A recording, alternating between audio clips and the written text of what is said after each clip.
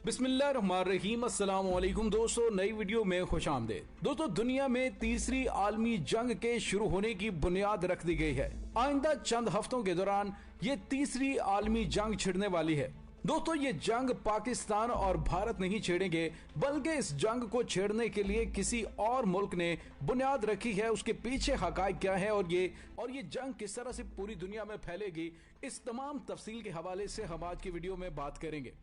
Video की तफसील में जाने से पहले आप देख रहे हैं हकीकत की दुनिया डॉक्टर अली के साथ। हमारा चैनल सब्सक्राइब करके घंटी के निशान को दबाना मत भूलिएगा।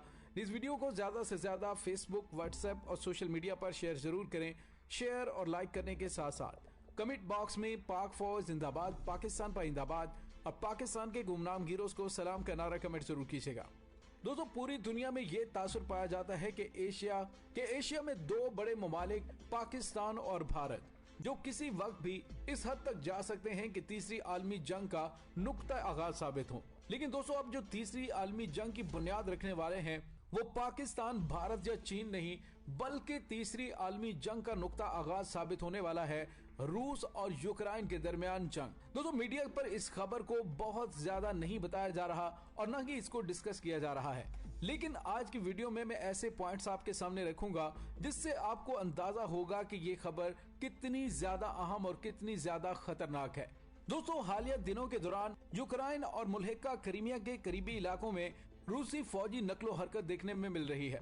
दोस्तों, इस हालिया खतरे की संगीनी को समझने के लिए आपको माजी में सन 2014 में जाना पड़ेगा। दोस्तों, इस लड़ाई की जड़ें मार्च 2014 में यूक्रेन के खित्ते क्रीमिया के रूस के साथ इल्हाक से मिलती हैं। इस वाक़े के बाद मगरबी कौमें और रूस के दरमियान बड़ी खलीज हायल हो गई थी, जबकि यूरोपीय यूनियन और अमेरिका ने रूस पर पाबंदियां आयद कर दी थी। एक माह बाद ही रूसी हमायत याफ्ता बागियों ने, जिनमें अक्सरियत रूसी जुबान बोलने वाले दोनबास की है, नॉन्स्टक और लुहांस्क के इलाकों पर उन्होंने कब्जा कर लिया। दोस्तों, मगरबी ममालिक और नाटो रूस पर यूक्रेन में अपनी फौज भेजे जाने का इल्जाम आयद करते हैं। ताहम रूस का कहना है कि वहां अगर कोई रूसी जंगजू है भी तो वो रजाकार है। रूस के उस वक्त के सदर ज़ेलेंस्की क़याम अमन के वादे के साथ इक़्तिदार में आए और गुज़िश्ता बरस जुलाई में जंग बंदी पर दस्तखत हुए।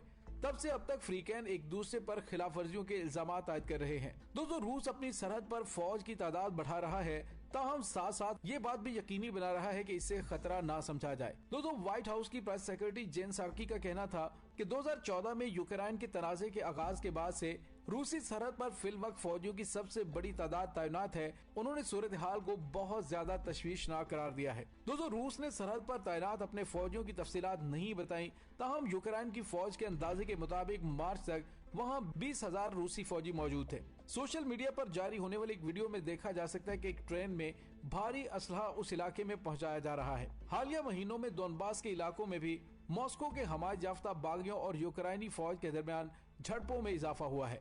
जुमेरात को हलाक होने वाले यूक्रेनी फौजी के बाद अब तक होने वाली हलाकतों की तादाद 25 हो चुकी है और गुज़िश्ता बस 50 यूक्रेनी फौजी हलाक हुए थे। बागियों का कहना है कि उन दोनस्तक शहरों के नवा में एक गांव पर यूक्रेनी फौजियों की जानिब से दागे गए 14 मार्टर बमों के बायस उसका एक जंगजू हलाक हुआ। इलाके में हालात की संगीनी का अंदाजा इस बात से लगाया जा सकता है कि यूक्रेन के सदर व्लादिमीर ज़ेलेंस्की ने गुज़िश्ता रोज इलाके का दौरा किया और लड़ाई की शिद्दत का अंदाजा लगाने के साथ साथ उन्होंने दोनबास में मुश्किल वक्त के दौरान फौजियों के साथ होने का यकीन दिलाया। दोस्तों, जर्मनी की जानिब से भी रूसी सदर से फौजियों की तादाद कम करके कशीदगी को कम करने का मुतालबा किया गया। जवाब में व्लादिमीर पुतिन ने मशरक में सूरत हाल को बिगाड़ने के लिए यूक्रेन को जिम्मेदार ठहराया है। दोस्तों, क्रेमलिन के तर्जुमान दिमित्री पेस्कोव ने एक प्रेस कॉन्फ्रेंस में यकीन दिलाया कि रूस को अपनी सवाबदीद के मुताबिक अपनी सरजमीन के अंदर अपनी मुसल्लह अफवाज को मुंतकिल करने का हक हासिल है। ताहम उनका कहना था कि इससे किसी को भी परेशानी नहीं होनी चाहिए और किसी को कोई खतरा नहीं है। दोस्तों, मॉस्को में रूसी एहलकार दिमित्री कोजिक ने हालिया सूरत हाल का ताल्लुक सर्बनिका की अलहदगी पसंदों से जोड़ा। ये बोस्निया हर्ज़गोविना का एक कस्बा है जहाँ 1995 में बोस्निया की सर्ब फौज के हाथों 8,000 मुसलमान मारे गए थे।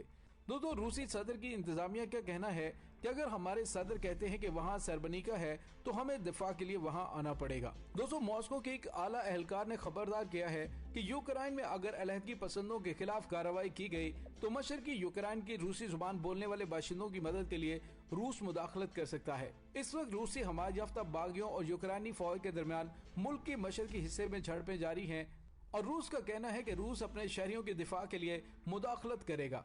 दोस्तों तीसरी आलमी जंग छिड़ने की वजह यह है कि खित्ते में रूस के खिलाफ कोई न कोई मुहिम जोई करने के लिए नाटो अफवाज को अमेरिका ने तैनात कर रखा है।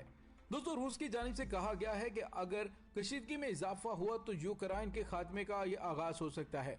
उन्होंने कहा कि गोली टांग पर नहीं चेहरे पर मारी जाएगी। और दोस्तों यहाँ पे आपको ये भी बताते चले, अगर रूस की जानिब से यूक्रेन पर हमला किया जाता है तो नाटो अफवाज हरकत में आएगी, जो खित्ते में आई ही इसी मिशन से हैं कि वो किसी भी वक्त खित्ते के अंदर रूस को जवाब दे सकें। दोस्तों यहाँ पे आपको ये भी बताते चले कि रूस की फिजाइया की सरगर्मियों में अचानक ही इजाफा भी सामने आया है। मगरबी मुल्कों के फौजी इत्तेहाद नाटो के तैयारे फिजाओं में बुलंद हो चुके हैं और गुज़िश्ता 6 घंटों के दौरान 10 मरतबा उन्हें फिजा में भेजा गया। दोस्तों उन तैयारों ने रूसी फिजाइया के तैयारों को शुमाली बहरे ओकेनोस, शुमाली समुंदर, बाल्टिक और बहरा अस्वद की फिजाओं में आगे बढ़ने से रोका। दोस्तों रूस, जिसने हाल ही में नाटो पर जारहाना तसादुम का रास्ता इख्तियार करने का इल्जाम आयद किया था, उसने अपनी लड़ाका तैयारों की परवाजों के बारे में कोई स्टेटमेंट नहीं दी है। अलबत्ता उन्होंने कहा है अगर नाटो अफवाज ने रूस के रास्ते में आने की कोशिश की तो उसका मुंह तोड़ जवाब दिया जाएगा। दोस्तों इसका मतलब यह है कि यूरोपीय ममालिक की इत्तेहादी तंजीम नाटो की जानिब से अगर हमला किया जाता है तो इसका मतलब यही होगा कि वो तमाम ममालिक जंग में कूद पड़े हैं और फिर उसके बाद ये जंग बढ़ती बढ़ती पूरी दुनिया को अपनी लपेट में ले सकती है। दोस्तों खित्ते के अंदर बनने वाले नए ब्लॉक के ममालिक, जिसमें पाकिस्तान, रूस, चीन, ईरान, तुर्की, अजरबैजान और दीगर खित्ते के छोटे छोटे ममालिक भी उसमें शामिल हैं। अगर रूस पर हमला होता है तो उसके बाद खित्ते के इत्तेहादी ममालिक को रूस जंग में कूदना ही पड़ेगा। इसी वजह से पाकिस्तान को भी आने वाले इन तमाम हालात के लिए तैयार रहना चाहिए। दोस्तों आपने देखा कि हालिया दिनों में पाकिस्तान और रूस के दरमियान ताल्लुकात में काफी ज्यादा बेहतरी आई है और रूसी वजीर खारजा पाकिस्तान के दौरे पर भी आए और उन्होंने पाकिस्तान को जदीद तरीन हथियार देने का भी वादा किया। दोस्तों आखिर रूस यकदम पाकिस्तान को ये हथियार क्यों देना चाहता है, उसके पीछे भी यही रीजन है कि अगर खित्ते के अंदर एक बड़ी जंग छिड़ती है तो फिर उसके इत्तेहादी ममालिक के पास उनका जदीद तरीन असलहा होना चाहिए। दोस्तों रूसी वजीर खारजा के पाकिस्तान के दौरे पर पाकिस्तान ने रूस से S-300 मिसाइल, जो कि मल्टीपल मिसाइल सिस्टम है, वो भी हासिल करने के हवाले से बातचीत की है, क्योंकि पाकिस्तान ने ये दाव इंतहाई दानिशमंदी से खेला है, क्योंकि भारत और रूस के दरमियान S-400 के मुआहदे की वजह से अमेरिका भारत पर पाबंदियां लगाने के हवाले से बातचीत कर रहा है और अमेरिका की जानिब से भारत को मुतनब्बे भी किया जा चुका है कि रूस के साथ S-400 डील को कैंसिल करो वरना पाबंदियां लगा दी जाएंगी। तो दोस्तों पाकिस्तान ने S-300 मिसाइल सिस्टम लिया है, ये S-400 वाली ही टेक्नोलॉजी है, लेकिन S-300 की खरीदारी पर अमेरिका पाकिस्तान पर पाबंदियां नहीं लगा सकता। दोस्तों इन हालात की संगीनी को देखते हुए यूँ लग रहा है कि खित्ते के अंदर भड़कने वाली एक चिंगारी पूरी दुनिया को अपनी लपेट में ले सकती है। इस दुआ के साथ डॉक्टर अली को इजाजत दीजिए कि अल्लाह ताला मुल्क खुदादाद पाकिस्तान को अपनी हिफ्ज़ व अमान में रखे और इस पूरी दुनिया को अमन का गहवारा बनाए। आमीन सुम आमीन। इंशाल्लाह बहुत जल्द मिलते हैं एक नई वीडियो में। तब तक के लिए अपना बहुत सारा ख्याल रखिएगा। पाक फौज जिंदाबाद, पाकिस्तान पाइंदाबाद, पाकिस्तान के गुमनाम हीरोज को सलाम। अल्लाह वारिस।